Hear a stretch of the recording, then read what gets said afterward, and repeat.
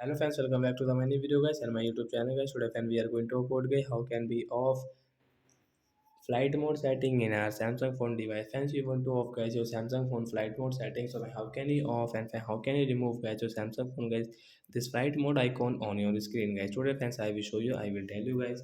So before starting video friend, first of all go and subscribe the channel guys, click the bell icon, like the video. Friends, now let's see guys how can we off guys Samsung phone flight mode from phone setting. So we will on our phone setting guys. After on phone setting guys, you can see this tab setting. So we will search here guys direct guys. We don't know guys where is flight mode setting. So as you can see guys your flight mode, so I will tap here, and as you can see your flight mode setting, I will tap here to off it. After all guys, you can see guys we can use guys all network setting guys.